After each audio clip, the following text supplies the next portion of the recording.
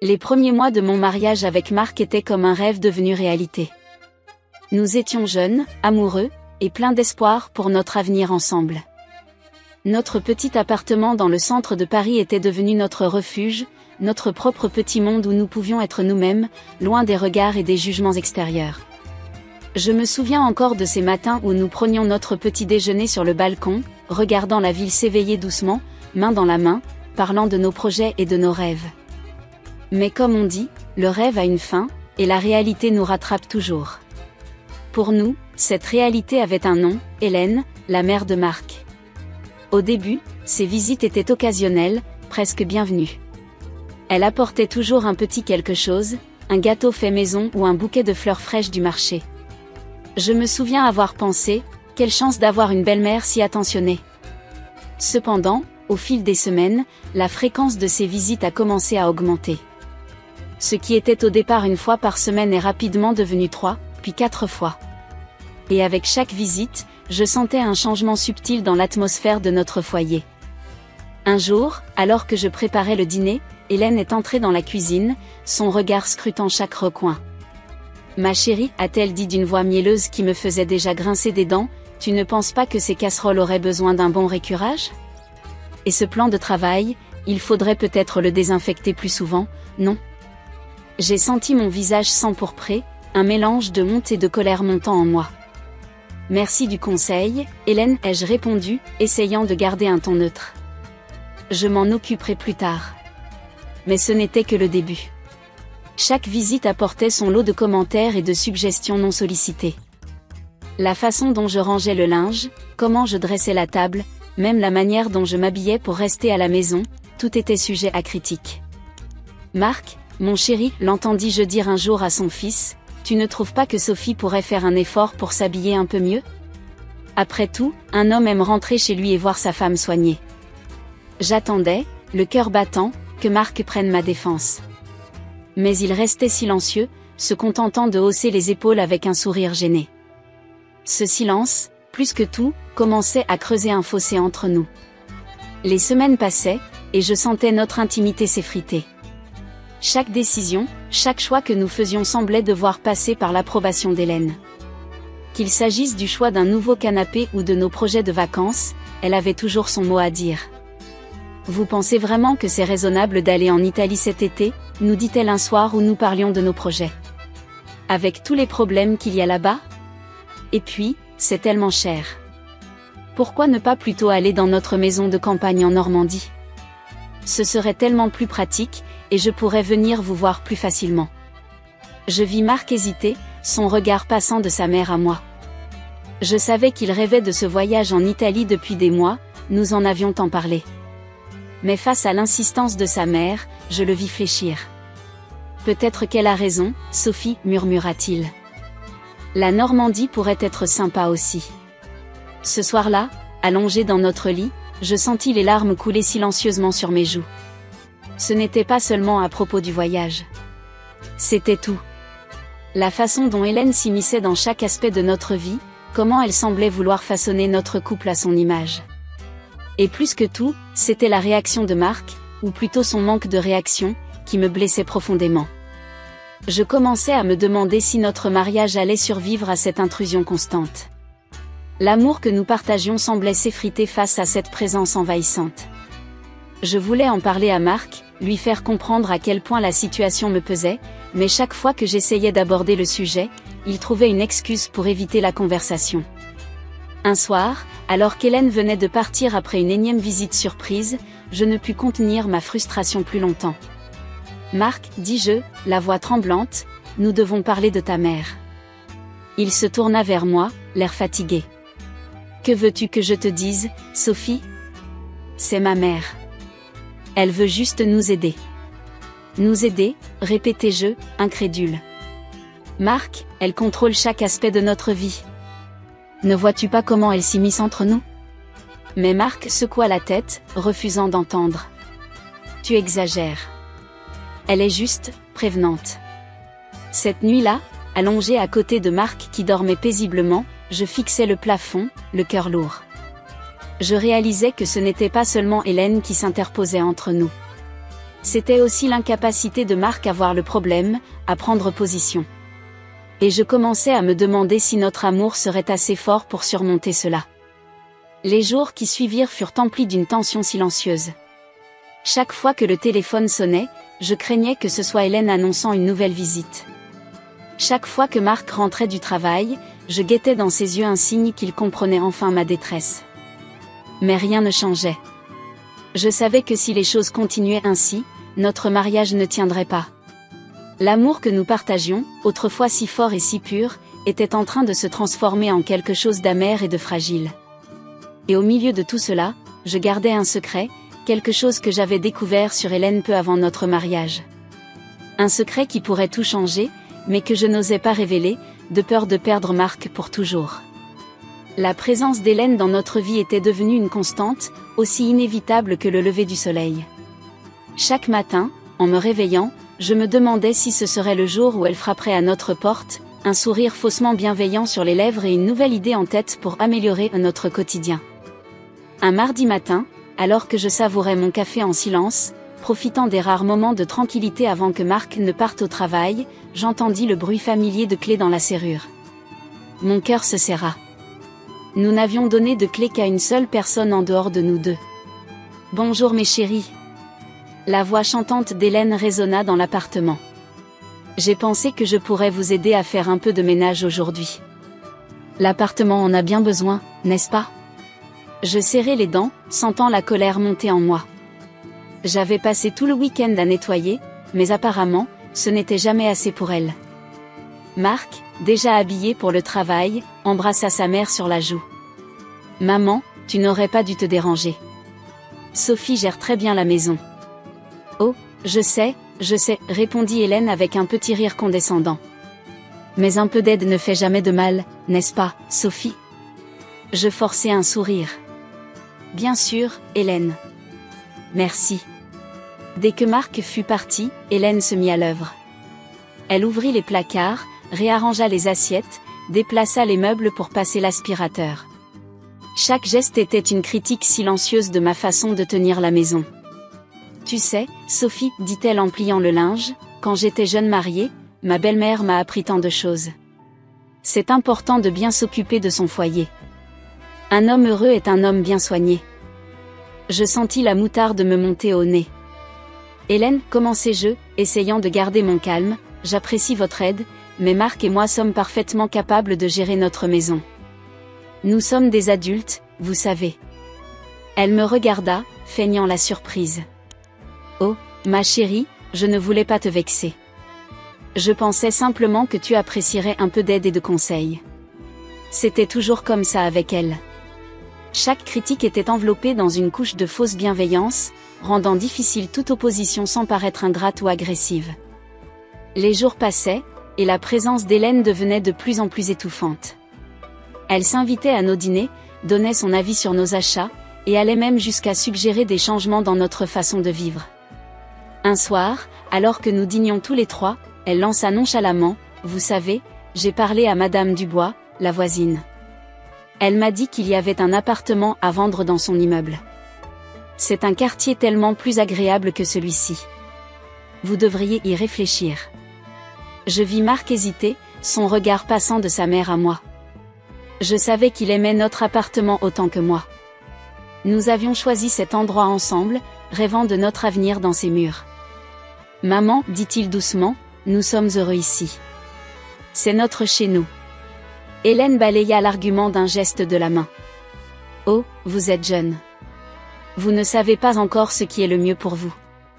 Réfléchissez c'est tout ce que je demande. » Cette nuit-là, allongée à côté de Marc, je ne pus retenir mes larmes. « Marc, murmurai-je, ça ne peut plus continuer comme ça. Ta mère, elle envahit notre vie. » Il soupira profondément. « Je sais que ma mère peut être un peu envahissante parfois. Mais elle veut juste nous aider. Elle nous aime. » Nous aimer ? Marc, elle contrôle chaque aspect de notre vie. Elle critique tout ce que je fais, elle remet en question chacune de nos décisions. Ce n'est pas de l'amour, c'est de la manipulation. Marc resta silencieux un long moment. Je pouvais presque entendre les rouages tourner dans sa tête, tiraillé entre son amour pour moi et sa loyauté envers sa mère. « Que veux-tu que je fasse » demanda-t-il finalement, la voix basse. « Parle-lui. Dis-lui de nous laisser un peu d'espace.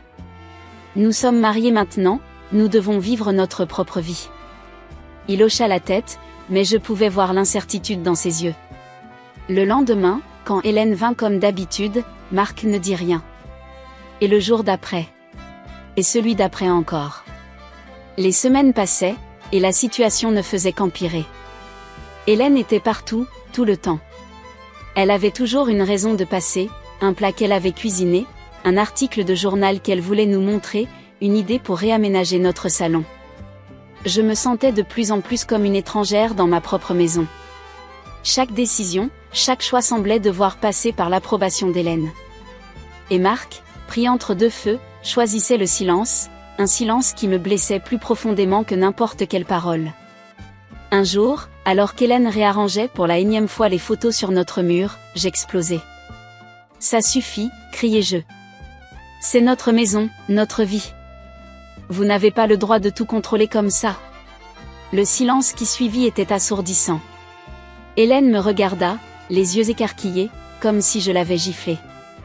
Marc, qui venait d'entrer dans la pièce, resta figé sur place. Je ne faisais que vous aider, balbutia Hélène, les larmes aux yeux. Nous aider ? Vous nous étouffez. Vous ne nous laissez pas vivre notre vie. Marc s'interposa. Sophie, calme-toi. Maman ne pensait pas à mal. Et c'est à ce moment-là que je sus. Je sus que si les choses continuaient ainsi, notre mariage ne durerait pas. L'amour que nous partagions, Marc et moi, était en train de s'effriter sous le poids de l'omniprésence de sa mère et de son incapacité à prendre position. Cette nuit-là, seul dans notre lit, Marc ayant choisi de dormir sur le canapé, je fixais le plafond, le cœur lourd. J'aimais Marc de tout mon cœur, mais je commençais à me demander si l'amour serait suffisant pour surmonter cette épreuve. Et au fond de moi, je savais que je gardais encore un secret qui pourrait tout changer, mais que je n'osais pas révéler. Pas encore. Chaque matin, en me réveillant aux côtés de Marc, je sentais le poids de mon secret peser sur ma poitrine. C'était comme si une ombre planait constamment au-dessus de notre lit, invisible pour lui, mais omniprésente pour moi. Ce secret, je le portais depuis le début de notre mariage, comme un fardeau silencieux qui menaçait à tout moment de briser le fragile équilibre de notre vie. Tout avait commencé quelques semaines avant notre mariage. C'était un après-midi d'automne, le ciel était gris et la pluie fine qui tombait donnait à Paris une atmosphère mélancolique. J'étais en train de faire quelques courses de dernière minute pour la cérémonie quand je suis tombée sur une vieille amie de la famille d'Hélène, Madame Leroy. « Sophie, ma chérie » s'exclama-t-elle en me voyant.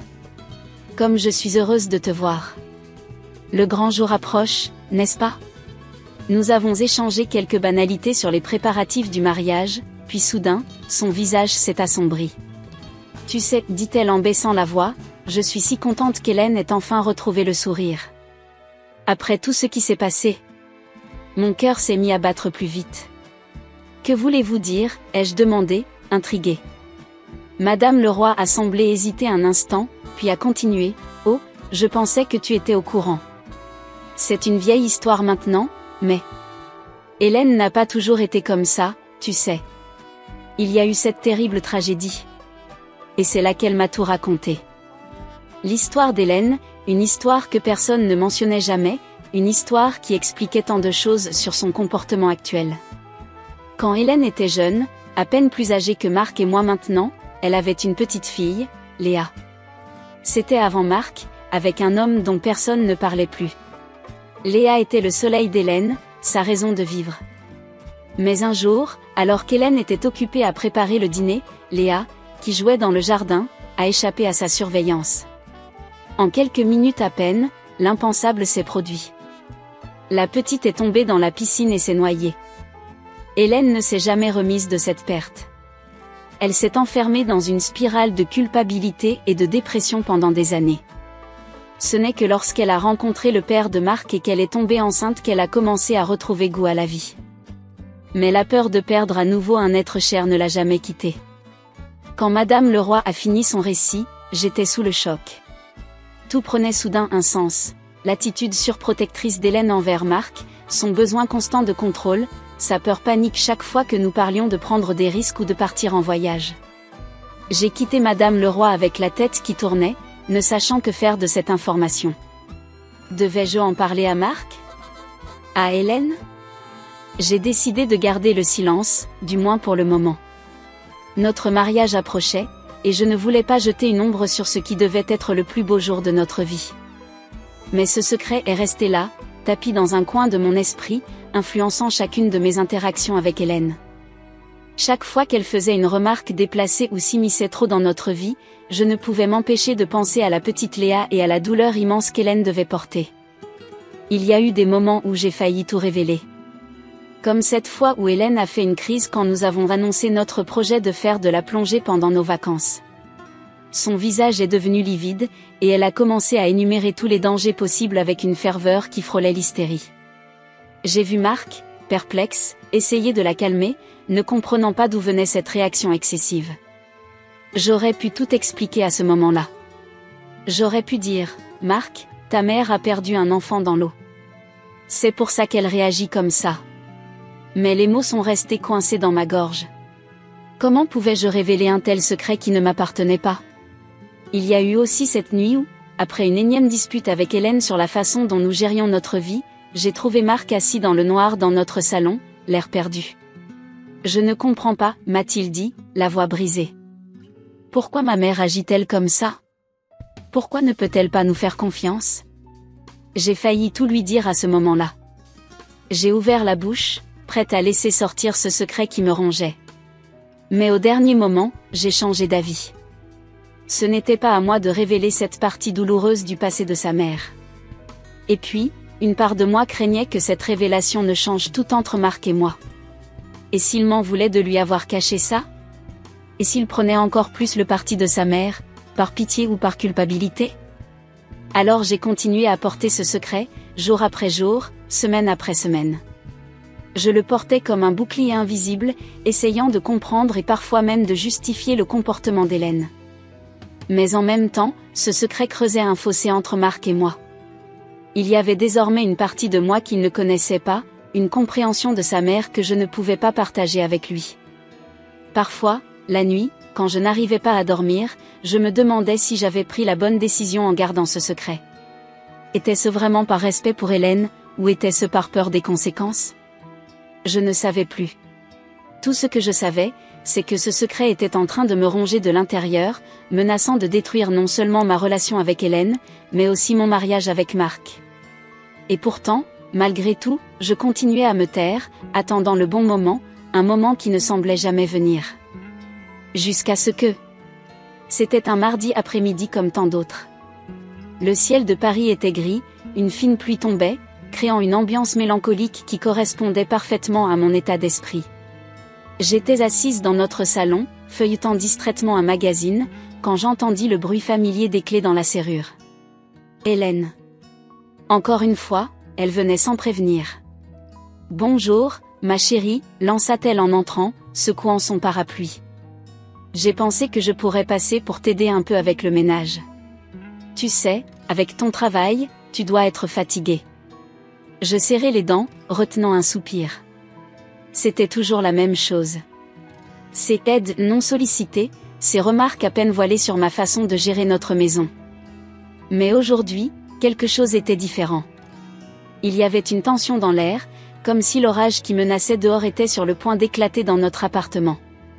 Hélène commença à s'affairer, passant un chiffon ici, réarrangeant un vase là. Je l'observais en silence, sentant la colère monter en moi. Soudain, elle s'arrêta devant une photo de Marc et moi lors de notre voyage en Italie l'année dernière. « Ah, l'Italie » dit-elle avec un petit rire nerveux. « J'étais tellement inquiète quand vous y êtes allés. Vous savez, avec tous ces dangers. » C'est à ce moment-là que quelque chose se brisa en moi. Peut-être était-ce l'accumulation de toutes ces semaines de frustration, ou peut-être était-ce simplement le destin qui avait décidé que c'était le bon moment. Quoi qu'il en soit, les mots sortirent de ma bouche avant même que je ne puisse les retenir. Comme la piscine, dis-je, ma voix à peine plus haute qu'un murmure. Hélène se figea, le cadre photo toujours dans les mains. Elle se tourna lentement vers moi, son visage soudain pâle comme un linge. « Qu'est-ce que tu as dit ?» demanda-t-elle, sa voix tremblante. Je pris une profonde inspiration. Il n'y avait plus de retour en arrière possible maintenant. La piscine, Hélène. Comme celle où Léa est morte. Le cadre glissa de ses mains et tomba au sol, le verre se brisant en 1000 morceaux. Hélène me regardait, les yeux écarquillés, remplis de peur et de douleur. « Comment sais-tu ?» balbutia-t-elle. Je me levai lentement, m'approchant d'elle. J'ai rencontré Madame Leroy juste avant mon mariage avec Marc. Elle m'a tout raconté, Hélène. Je sais pour Léa. Je sais pour l'accident. Hélène s'effondra sur le canapé, ses jambes ne la portant plus. Des larmes commencèrent à couler sur ses joues. Tu ne peux pas comprendre, murmura-t-elle. Tu ne peux pas savoir ce que c'est de perdre un enfant. La douleur, la culpabilité. Je m'assis à côté d'elle, prenant doucement sa main dans la mienne. Vous avez raison, je ne peux pas comprendre complètement. Mais Hélène, ça fait des années maintenant. Vous ne pouvez pas continuer à vivre dans la peur comme ça. Elle leva les yeux vers moi, son regard rempli de tant d'émotions que j'en eus le souffle coupé. Tu ne comprends pas, répéta-t-elle. Chaque jour, chaque instant, je vis avec la peur que quelque chose arrive à Marc. Je ne supporterai pas de perdre un autre enfant. Mais Marc n'est plus un enfant, dis-je doucement. Il est un adulte maintenant, marié. Vous ne pouvez pas le protéger de tout. Hélène secoua la tête, les larmes coulant librement maintenant. J'essaie, Sophie. J'essaie vraiment. Mais chaque fois que je le vois prendre un risque, chaque fois que vous partez en voyage, je revois Léa. Je revois son petit corps sans vie dans cette piscine. Mon cœur se serra. Malgré toute la frustration que j'avais ressentie envers Hélène ces derniers mois, je ne pouvais m'empêcher d'être émue par sa douleur. Hélène, dis-je doucement, je comprends votre peur. Mais en essayant de tout contrôler, vous êtes en train de perdre Marc d'une autre façon. Vous étouffez notre relation, notre mariage. Elle me regarda, surprise. Je ne voulais pas, dit-elle. Je voulais juste vous protéger. Je sais, répondis-je. Mais parfois, la meilleure façon de protéger ceux qu'on aime, c'est de leur faire confiance. De les laisser vivre leur vie. Nous restâmes assises en silence pendant un long moment, les seuls bruits étant ceux de la pluie qui tombait doucement dehors et des sanglots étouffés d'Hélène. Finalement, elle prit une profonde inspiration et se tourna vers moi. « Pourquoi n'as-tu rien dit avant ?» demanda-t-elle. Je baissai les yeux, me sentant soudain coupable. Je ne savais pas comment. Ce n'était pas mon secret à révéler. Et puis, j'avais peur de la réaction de Marc. J'avais peur qu'il ne comprenne pas pourquoi je lui avais caché ça.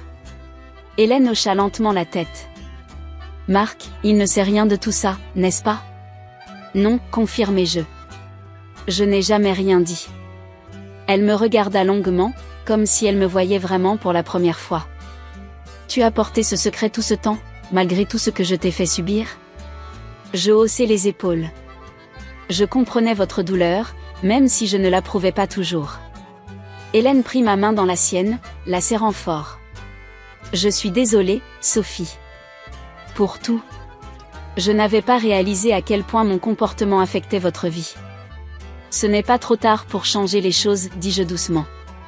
Nous pouvons encore arranger ça, Hélène. Ensemble. Elle hocha la tête, un faible sourire apparaissant sur son visage malgré les larmes. Tu as raison. Il est temps que je laisse le passé derrière moi. Que j'apprenne à faire confiance à nouveau. Alors que nous étions assises là, main dans la main, je sentis un poids énorme se lever de mes épaules. Le secret que j'avais porté pendant si longtemps était enfin révélé. Et même si je savais que le chemin serait encore long, que nous aurions beaucoup de choses à régler, je sentais que c'était un nouveau départ. Pour Hélène, pour Marc et moi, pour notre famille tout entière. Le silence qui suivit notre conversation était lourd, chargé d'émotions et de non-dits. Hélène et moi étions toujours assises côte à côte sur le canapé, nos mains jointes, comme si ce contact physique était le seul fil nous reliant à la réalité après les révélations bouleversantes que nous venions de partager. Soudain, le bruit de la porte d'entrée qui s'ouvrait nous fit sursauter. Marc était rentré du travail plus tôt que prévu. En entrant dans le salon, il s'arrêta net, surpris par la scène qui s'offrait à lui, sa mère et sa femme, assises ensemble, les yeux rougis par les larmes. « Qu'est-ce qui se passe ici ?» demanda-t-il, son regard passant de l'une à l'autre avec inquiétude. Hélène et moi échangeâmes un regard. Le moment était venu. Il n'y avait plus de retour en arrière possible. « Marc, mon chéri, commença Hélène d'une voix tremblante, il faut que nous parlions. Il y a quelque chose que tu dois savoir. » Marc s'assit lentement dans le fauteuil en face de nous, son visage trahissant son appréhension. « De quoi s'agit-il, maman ?» Hélène prit une profonde inspiration, serrant ma main pour puiser du courage.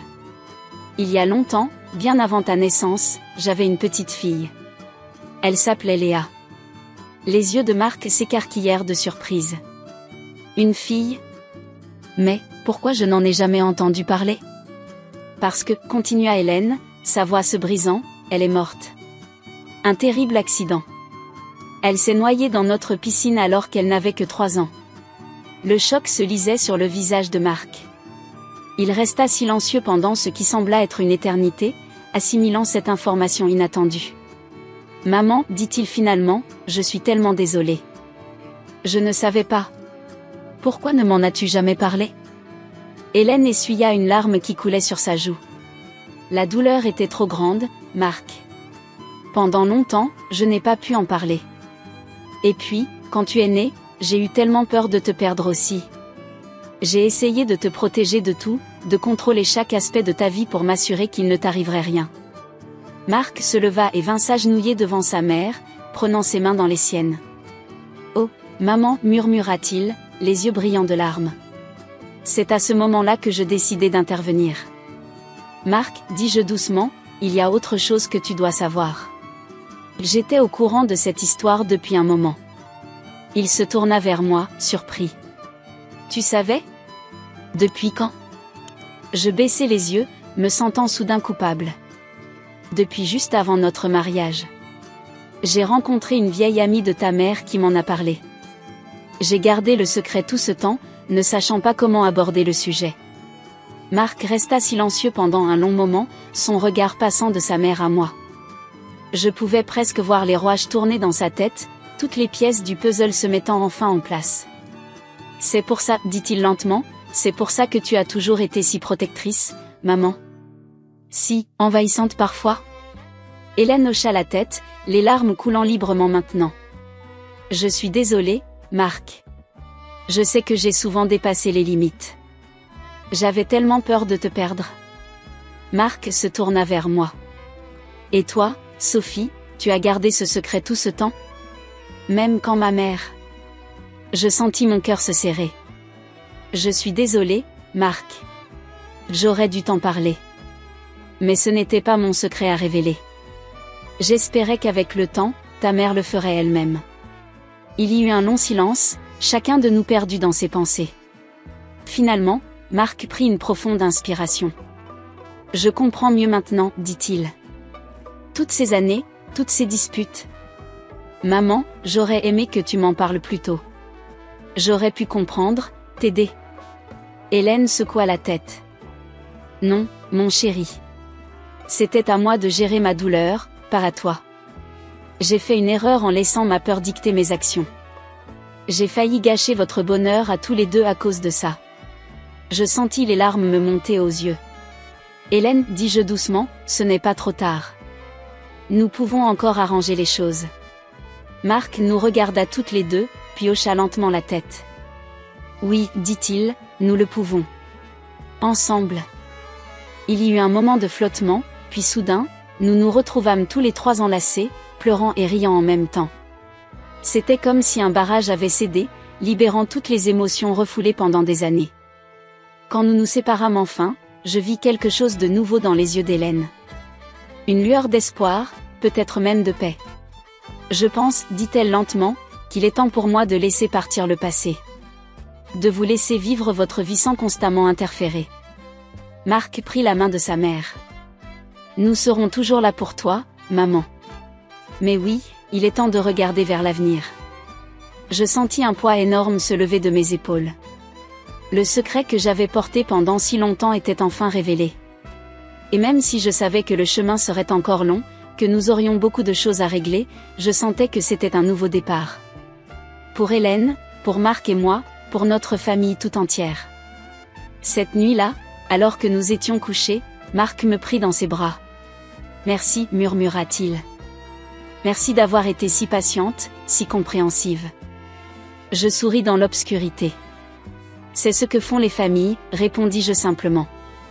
Elles se soutiennent, même dans les moments difficiles. » Et pour la première fois depuis longtemps, je m'endormis avec un sentiment de paix et d'espoir pour l'avenir.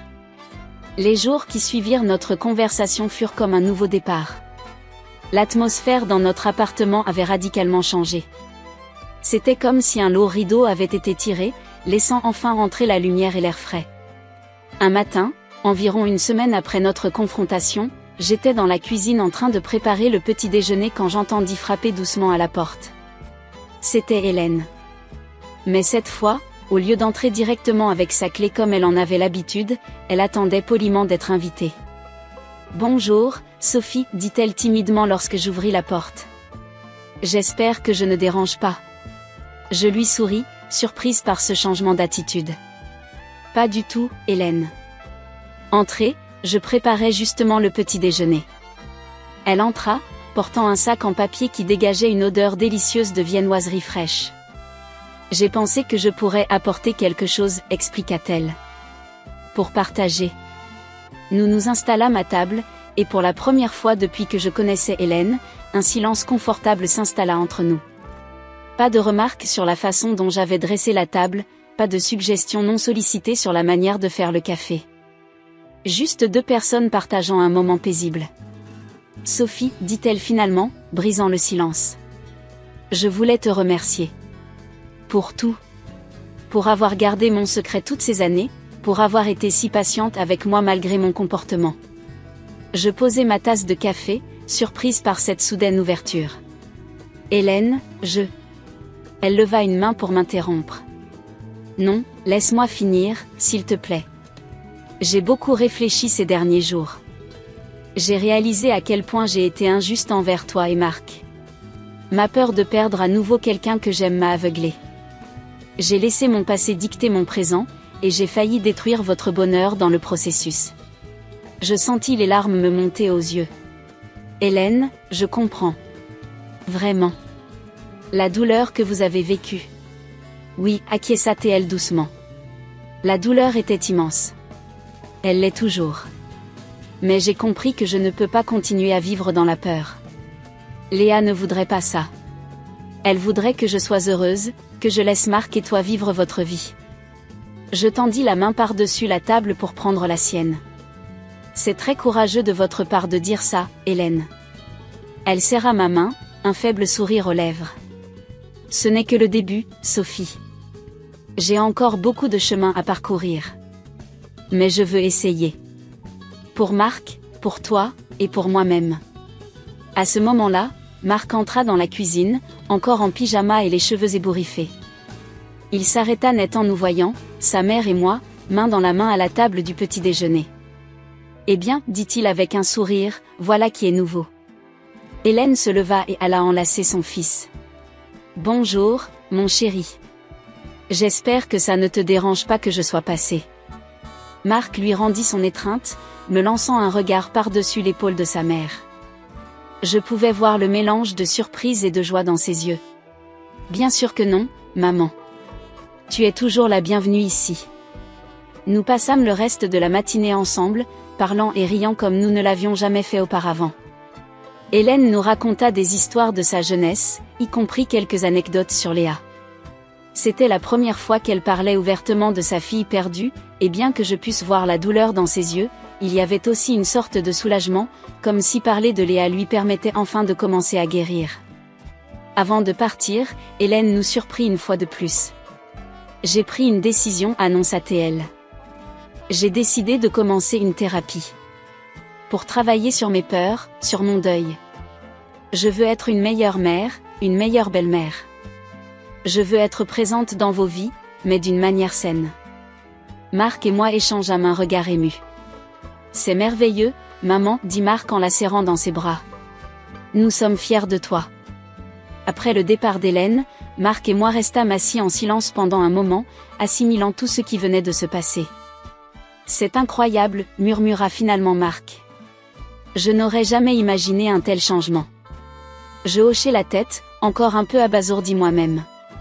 C'est un nouveau départ pour nous tous. Ça ne sera pas toujours facile, mais c'est un pas dans la bonne direction. Marc me prit dans ses bras, m'embrassant tendrement. Merci, dit-il. Merci d'avoir été si patiente, si compréhensive.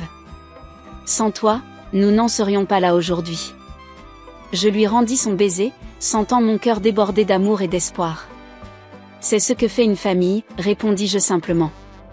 On se soutient mutuellement, dans les bons et les mauvais moments. Ce soir-là, alors que nous nous préparions à aller au lit, je réalisai que pour la première fois depuis longtemps, je me sentais vraiment en paix. Le secret que j'avais porté pendant si longtemps était non seulement révélé, mais il avait ouvert la voie à une guérison que je n'aurais jamais cru possible. Notre famille n'était pas parfaite, loin de là. Nous avions encore beaucoup de travail à faire, beaucoup de conversations difficiles à avoir. Mais pour la première fois, je sentais que nous avancions tous ensemble dans la même direction. Vers un avenir plus lumineux, plus ouvert, plus honnête. Et c'était le plus beau des nouveaux départs. Les mois qui suivirent furent comme un long voyage de découverte et de reconstruction. Notre famille, autrefois fracturée par les secrets et les non-dits, commençait à se reconstruire sur des bases plus solides, plus honnêtes. Un samedi matin, environ 6 mois après notre grande révélation, Marc et moi étions en train de prendre notre petit déjeuner quand le téléphone sonna. C'était Hélène. « Bonjour mes chéris, dit-elle d'une voix joyeuse. J'espère que je ne vous dérange pas trop tôt. » Marc mit le téléphone sur haut-parleur. « Pas du tout, maman. Que se passe-t-il » Eh bien, commença-t-elle, et je pouvais entendre l'excitation dans sa voix, je voulais vous annoncer quelque chose. J'ai décidé de vendre la maison. Marc et moi échangeâmes un regard surpris. La maison familiale était un sujet sensible, chargé de souvenirs douloureux pour Hélène. « Tu es sûre, maman » demanda Marc doucement. « C'est une grande décision. »« Oui, mon chéri » répondit Hélène. « J'y pense depuis un moment. Ma thérapeute m'a aidé à réaliser que cette maison était devenue plus un fardeau qu'un foyer pour moi. Trop de souvenirs, trop de fantômes. » Je sentis mon cœur se serrer. Je savais qu'elle parlait de Léa, de la piscine où la petite fille avait perdu la vie. « C'est très courageux de ta part, Hélène, dis-je. Qu'est-ce que tu comptes faire ensuite ?» Il y eut un moment de silence au bout du fil, puis Hélène reprit la parole, sa voix empreinte d'une détermination que je ne lui avais jamais entendue auparavant. « Je vais voyager, annonça-t-elle. Il y a tant d'endroits que j'ai toujours voulu voir, tant de choses que j'ai remises à plus tard par peur.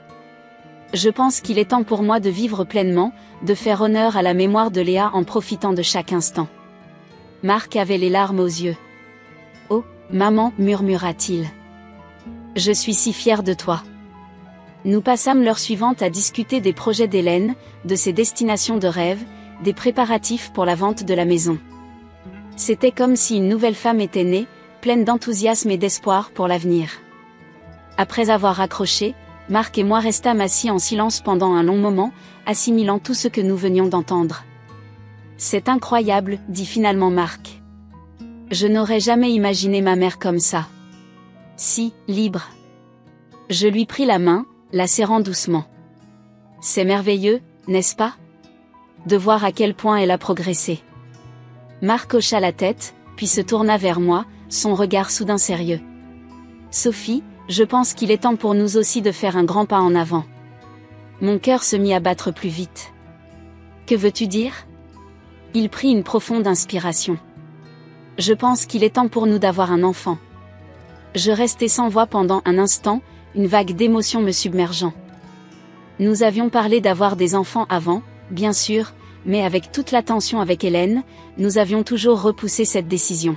« Tu es sûre ?» demandai-je finalement. « Avec tout ce qui s'est passé ?» Marc me prit les 2 mains dans les siennes. « C'est justement à cause de tout ce qui s'est passé que je suis sûre. Sophie, nous avons traversé tellement de choses ensemble. Nous avons affronté des secrets, des peurs, des conflits. Et nous en sommes sortis plus forts. Je pense que nous sommes prêts à franchir cette nouvelle étape. Je sentis les larmes me monter aux yeux. Oh, Marc, murmurai-je. J'ai tellement envie de ça aussi. Mais ta mère, comment crois-tu qu'elle réagira? Marc sourit doucement. Je pense qu'elle sera heureuse pour nous. Elle a fait tellement de progrès, Sophie. Et puis, je crois que l'idée d'être grand-mère pourrait lui donner une nouvelle raison d'être heureuse, de profiter de la vie. Nous passâmes le reste de la journée à parler de notre avenir, de nos espoirs et de nos rêves pour notre future famille.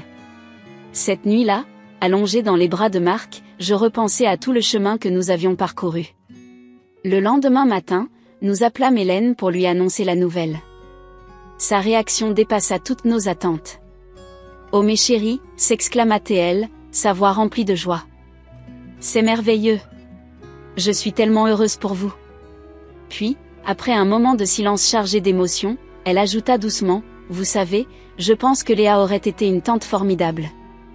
Elle aurait adoré avoir un petit-neveu ou une petite-nièce. » C'était la première fois qu'Hélène parlait de Léa de cette façon, avec tendresse plutôt qu'avec douleur.